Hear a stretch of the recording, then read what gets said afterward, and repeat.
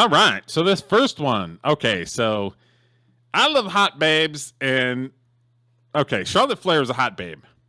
She is 6 foot, thin, muscular, nice looking girl. Well, she had a wardrobe malfunction on SmackDown the other day where she had some boobs hanging out. Oh, no. And of course, okay, how do you think that this went? There's 2 different avenues that this went during this wardrobe malfunction. What do you think it is? You know what? I don't know. You mean in terms of how it was aired? Well, no. I mean, if it was aired, then they're immediately going to try to yank it or try to hide it that it happened. I'm talking about as far as the takes. Like, there's 2 different takes that are going to happen with something like this. Well, I would imagine most of the guys would be like, hell yeah, awesome. And I don't know what the women could possibly say to be angry about this, but I'm sure they're going to come up with something. That is absolutely correct. Okay. So, of course, the women are just like, oh, she needs to cover up. She needs to do all this. And the guys are like, hell yeah. Okay. So, we have talked about this before. Wrestling, I would say 90% of people that watch wrestling are guys. Yes. So, when they try to introduce these LGBT and all this other, these girls are saying, why don't they have LGBT? Because it's mostly guys that are watching it. They don't want to watch that stuff. They want to watch this awesome wrestler versus this awesome wrestler, and they're fighting each other. That's what guys want to see. Right. Or if it's women, and I could be old by saying this, but eye candy. Yes. And it's definitely changed, because before, 20 years ago, there was more eye candy than wrestling, but now the girls are actually getting in there and fighting, which is great. I don't have a problem with that. I don't have a problem with it, but it's not what I want to see. So, yeah, of course, there's 2 different things. So there's the women that are not watching the product that have a comment about it, and then the guys are like, hell yeah. Okay, so she's in the ring doing her thing, and then all of a sudden her boobs are hanging out because somebody did a move, and she's very large chested.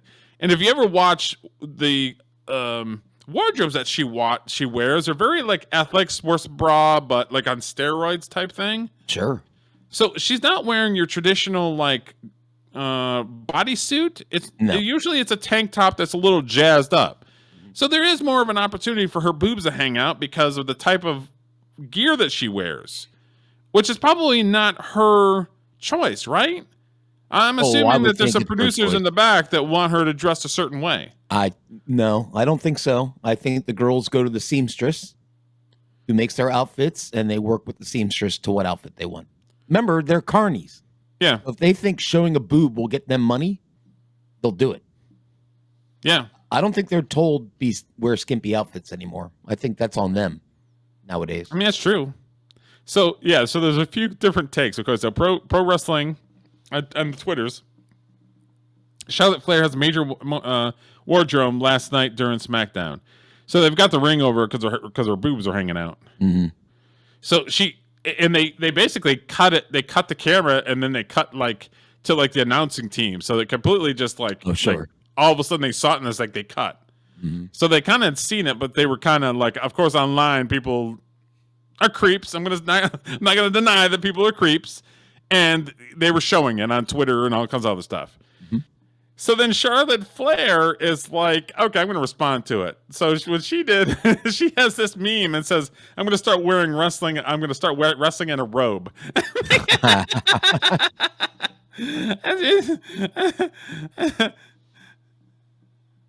So that's great. See, she knows the game because her dad's Ric Flair. She knows how it works. She knows exactly how it works. And Ric Flair is probably like, yeah. Gets riled up, sells money. She's putting ass in the seats. She's working the marks. Yes, she is. What bothers me about modern female wrestling is they've tricked men into liking it. When I watch, this is just me, Derek. When I watch wrestling, I like the athleticism. Like see a good bout. Yeah. If I watch women's wrestling, I want to see hot chicks. Yeah, and they're not hitting as hard. They're not doing as high impact. No, they're not as good. The guys are. They're not as good. It's like if you're going to watch basketball, you're going to watch the WNBA or the NBA. Well, you're going to watch the NBA. But be perfectly honest, I like a good try. If they try to put on a good match, Huh? they're gonna say nothing. I But have they're not doing it like the guys are doing it. I've seen really good women's matches, but it's never something that I would buy a ticket to go see. Yeah, and WWE's tried a few times to main event girls matches at WrestleMania and some of the other pay-per-views when the guys match was before that was way better than the girls main event. Mm-hmm. All they did was just try to push the fact that these girls were in the main event at WrestleMania. It was all about the optics. It wasn't all about the quality of the actual match. Maybe 6 or 7 years ago, they did an all-female pay-per-view. I think it was called Evolution. And it was actually pretty good. Yeah. And they never did it again. Because people didn't watch it. Yeah. It's all about asses in the seats. It's all about money. You know, if they want people to be dressed properly and cover up, they should do WrestleMania in Saudi Arabia.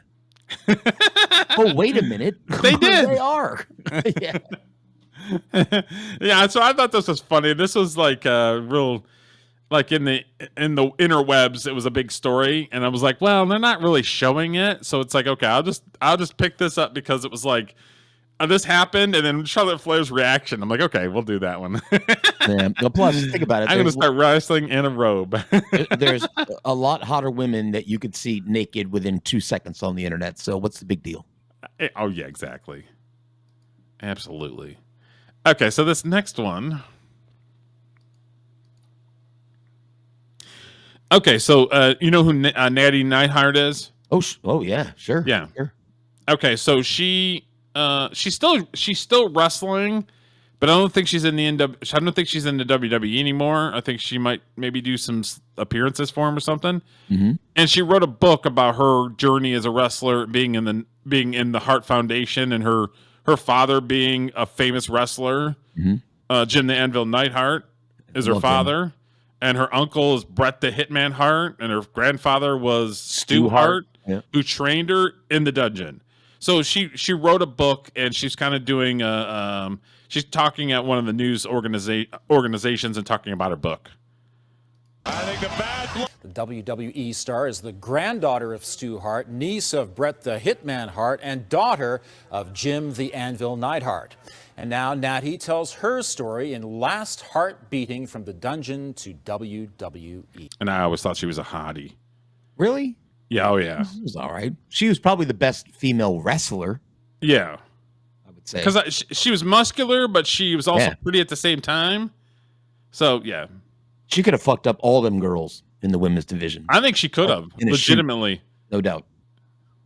And Nattie joins us here in Calgary. Welcome back home. Thank you. Thank you so much, Ian. Now, where we're sitting is just a stone's throw from the Hart House, which had such an enormous influence on your life.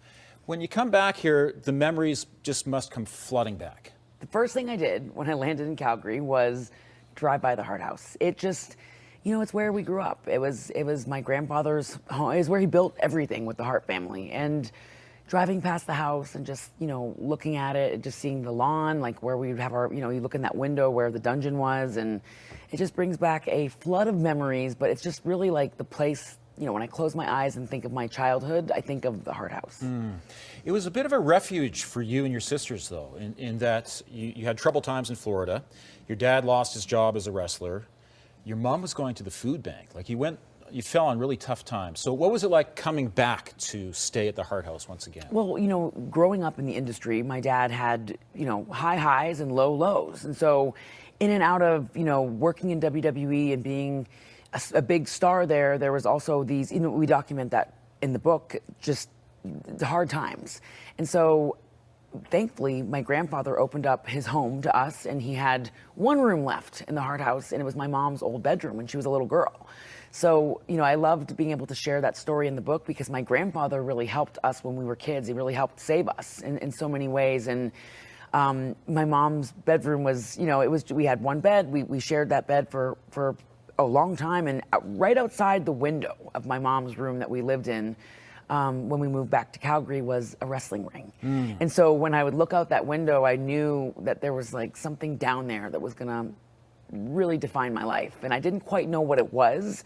But now, after writing the book, I was like, that was so symbolic that right outside the window of her room where we lived was the ring. And the ring really was our lighthouse. In our family, it was always the port in the storm. Okay, you have 2 sisters. They're not wrestlers. No. Why did you become a wrestler then? I was always the ham of the girls. I have my sister Jenny, she's a culinary artist. My little sister Muffy, she is a teacher. And I was always the one that just liked to be in the spot. The old school name, Muffy. Well, I would suggest anybody viewing in you to look up Natalie and Jenny Neidhart. Okay. And we will see what kind of culinary expert she is. I love OnlyFans, by the way. I love being athletic, but I also love oh, really? I love Your sister is a drama. fucking dime piece. Just being theatrical. And so You like her. for me, there was always a little bit more of a calling to do this thing called wrestling. But in our family, there was only men that had ever done it. My uncles, of course, the most famous being Bret the Hitman Hart, arguably, I think, and I'm biased. Don't get me wrong, I'm biased. I think he's the greatest professional wrestler that's ever lived. But my uncles, Bret Hart, Owen Hart, who was iconic, and anybody that knew Owen knew that he was, also athletic beyond words and such a special, special person. My other uncles, the British Bulldogs, my dad, Jim Neidhart, my grandfather, Stuart, all men that wrestled. And so I was the first female in our family to do it. And it wasn't like it was an easy road because, of course, I didn't really think it was something my grandfather wanted the girls doing. But when somebody tells you not to do something, what does it make you want to do? Oh, yeah. It makes you want to do it. Well, you've had an amazing career, but the thing is, when you started wrestling, you don't go straight to Madison Square Garden, right? So you were wrestling in front of 9 people in Cold Lake, Alberta. Cold Lake.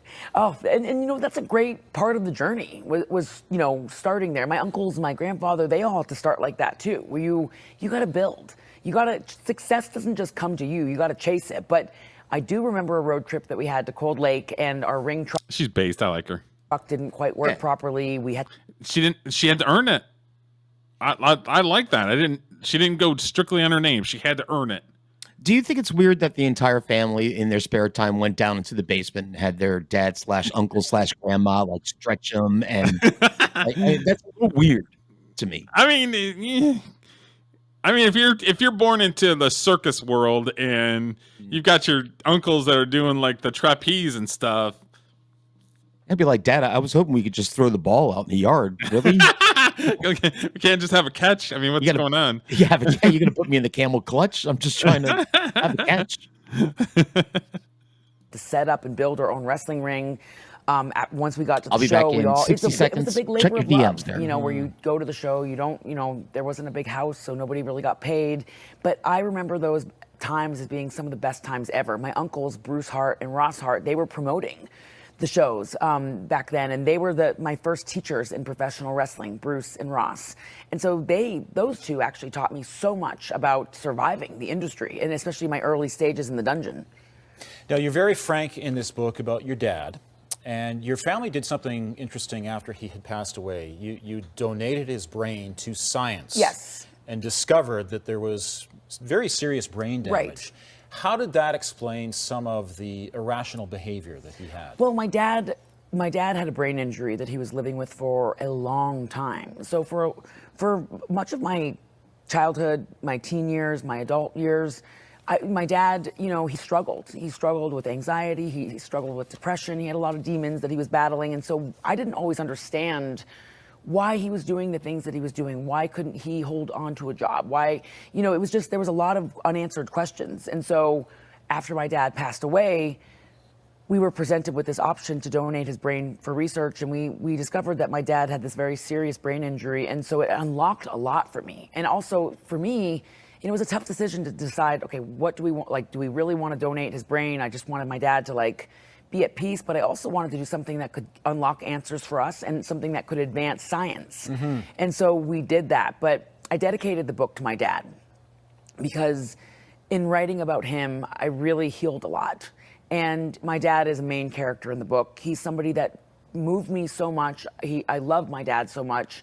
He was such an important part of my life, but you can love somebody a lot and they can hurt you a lot. And I wanted, and I think that's really resonating with readers. They're reading that, and they're seeing a lot of a reflection of themselves in it. I've had so many family members and so many friends and so many fans around the world messaging me saying, I see so much, I see a reflection of me in this. And I love when people can relate to that, because it's not easy opening up and writing about these very vulnerable points, where even when I was writing the book, Ian, I was like, I don't know if I should share this. I don't know, maybe this is too much, but if it can help somebody else on their healing journey, it's all worth it. And to be clear, you suspect his brain injury did not result from wrestling, it resulted from football. Well, and here's the thing. Nobody, like, I'm not a scientist, so I don't know all the particulars and all the ins and outs of that, but my dad started playing football when he was 11 years old. And so back then, you know, they weren't playing with the proper helmets. My dad was a defensive tackle, he was a nose guard, and he played very hard, and he would talk about that. When we were growing up, my dad would playfully brag about how hard he would play football. They donated her dad's brain to science because he had real bad CTE or whatever, concussions and stuff. And she said, she was just talking about that they don't think it was necessarily started by wrestling, that it was started by football. See, a classic Carney protecting the business. Yeah, good for her. He would say, when I'd get my bell rung, you know, we would just keep going back out and playing, and the coaches were so proud of me because of how much heart I had. But now we understand that if you get your head, bell rung, so to speak, and it's not a good idea to continue to play. But back in the 60s and 70s, nobody had that kind of information. We didn't have that kind of knowledge. So my dad had started exhibiting behavior that was not normal per se when he was in his early 20s. But again, I'm not saying that I would totally, disqualify all of his activities and his lifestyle. I mean, it's hard to say because I'm not a scientist, but I do think that playing football without a helmet, especially in a very, very competitive way, I think it's, I really do feel like it kind of contributed to my dad's brain injury. Yeah, we've learned so much more over the years, haven't we? Thankfully. Yeah. Now, your husband, TJ, also a wrestler, also a Calgarian, broke his neck while wrestling. Yes. He's okay now. He's yes. walking and talking around. Yeah. He has another role within WWE now. But doesn't that make you think about, gee, this is an awfully dangerous business? Well, and the truth is that life is dangerous. Life is precarious. And yes, TJ's injury was I remember when that happened too, because it was a 1 in a million shot where he took a move and then he rolled out of the ring because he got binked right on his neck, and he wasn't the same ever since. He quit immediately. Who was she married to? Tyson Kidd. Tyson Kidd. There you go. Yeah, well, Tyson Kidd's been a producer in WWE since he couldn't wrestle anymore. Very serious one. And, I was also able to talk I really stripped down to my rawest moments writing those chapters on TJ's injury, his neck, his situation, his struggle, but I was like, I can't show the world the other side of hope without showing them what he went through, what we went through. That was the hardest time in my life, in his life. We went through so much together with that, but it brought him, his injury, as crazy as it sounds, brought him to the best point in his life. So if somebody's reading it and they're feeling hopeless and they feel like they're at their wit's end and they're going through something really, really hard, I wanted to use that injury and that story and that example as hey, on the other side of this really hard. I looked at the picture, by the way. Wow. Okay. I told you. Hard time. There's so much hope. And now TJ is a I can't show it YouTube. He produces, we're with WWE, we're on Netflix, we're I don't know. Monday Night Raw and SmackDown, their longest running episodic TV shows in history. And TJ produces weekly television on a global scale. So he loves what he does. He loves the talent that he works with. And just last week we had John Cena come to our ring. Oh, very cool. And he came to our ring, and he was just it's very cool, but he's always just been in awe of what TJ does, and it was so nice to see that mutual gratitude paid back, to TJ, because now he's in this great point in his life where someone like John Cena is saying, hey, this is awesome. In the book, you have not just a foreword, but you also have a preface. One's by Bret the Hitman Hart, your uncle. The other is by Dwayne Johnson. Yes. What does it mean to you to get their stamp of approval? Well, Brett wrote me the most beautiful words that, like, when he sent it to me, I had to, like, it made me very emotional reading what he wrote. And I thought, I have to have this start my book. I have to have his words open my book, because he, without even reading my book and knowing what I was going to write, he captured the story perfectly, because Brett's a master storyteller. Did he bitch about the Montreal screw job in the preface? That's very possible. I had no good fan. And Goldberg's a bum. He ended my career. And I hate Shawn Michaels. He's the angriest wrestler there is. Bret That would Hart. be pretty funny. I wanted Dwayne to be a part of the book because we actually have very similar parallels in our careers. Like Dwayne's father was a wrestler, and my dad was a wrestler. Dwayne's grandmother was a wrestling promoter, Leah Maivia, and my grandfather, Stu Hart, was a wrestling promoter. And of course, Dwayne's daughter, Ava, she's in WWE. She's a female, star in WWE. So I thought, she's a racist star. Have you seen his daughter? Is she the one? Yeah, I have. Rock's daughter you're talking about? Yes. I have. She's annoying as all hell.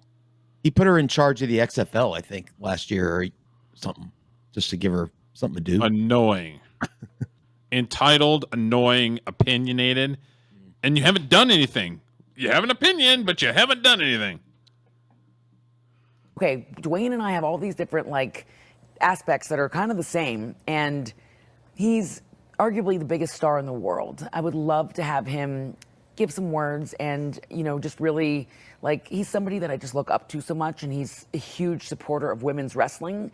So I really wanted him to write the foreword, and he wrote something beautiful. His foreword was beautiful, and of course he tied in our fathers, which tying in the story that he wrote in the foreword, he had a nice little bit about our dads that meant so much. It was just so cool. Everybody just loves Dwayne. Well, congratulations on the book. Thank you, Ian. Thank you for joining. That was a good interview. I enjoyed it. It was fine. Yeah, it was good.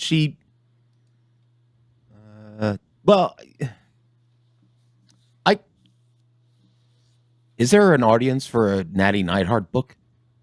I don't think so. That was I guess there's enough of one that a publisher will release it. So I would assume. That's why it helps that money. the Hitman Hart writes a forward, The Rock writes this. They have to load it full of stuff that people are going to be like, oh, okay, I'll check it out. I think she helps a lot backstage with training the female wrestlers, since she at least. Yeah, I think she's a good representative of female wrestling. I thought she was pretty good. She's great. Legitimately tough. Yeah, I would agree, but not on the other hand, not somebody I would ever buy a ticket to see wrestle. And no, I'm not going there specifically to see Nattie Neidhart, but no, which I think, which is why she has an OnlyFans with her sister. See, you make money there. That I would pay money for. Nice. Okay, so this next one is just kind of like a funny little video that I'd found. Okay, so do you know who Killer Kross is? Karrion Kross? Karrion Kross, Killer Kross. He's in a bunch of different ones. He's married to that Scarlett, right? Yes. So this is a funny little video that they did. So this is true life of being a professional wrestler. Hello, brother. It's 12:30 in the morning and we cannot get into our hotel room because we didn't know this could happen, but the door is dead. Yes. You gotta charge the fucking They gotta charge the door to Open listen. the door. So we've been sitting out here for how long? About 20 minutes. It's almost 1 a.m. Open the door before Throw rocks through your window, you dumb whore. I looked up where they got that from. It was on a Dr. Phil episode that some girl threatened Dr. Phil, like, let me do what I want to do. I'm going to throw a rock in your front door. That's pretty funny. She looks like a fun gal. Yeah, it seems like a fun group. I'd be annoyed too, though. I didn't know they took that long to charge the door. I didn't even know that was a thing. The little key card thing? Yeah, sure. I didn't realize it had to be charged. I thought it was plugged into something, but yeah. Well, they didn't either, so they're just chilling out in the hallway. So yeah, I'd seen that video and I'm like, oh yeah, we'll comment on it. I thought it was a pretty fun video.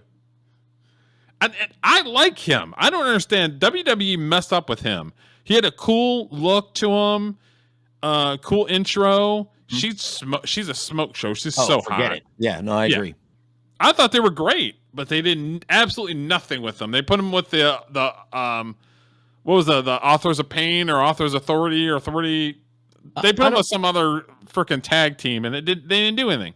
I don't get sometimes WWE's decisions. Like she started out, I think, in TNA back in the day, and I remember the first time I saw her, I'm like, oh, you put the belt on her, give her all the TV time. I don't get why I'm like all of it. Go ahead, but I guess not. Yeah, I don't get it, dude. So now I think he's pretty much on the indies, and there was rumors he was going to go to AEW, but it wasn't completely set in stone. But who knows? I always thought he had a good look. He could talk. His wife's hot. Oh yeah. What more do you want? I mean, you know what I mean? AEW's got enough guys. Yeah, it's enough already. I think so. 10 million wrestlers on the roster. Yeah, really. But yeah, that's our wrestling news of the week.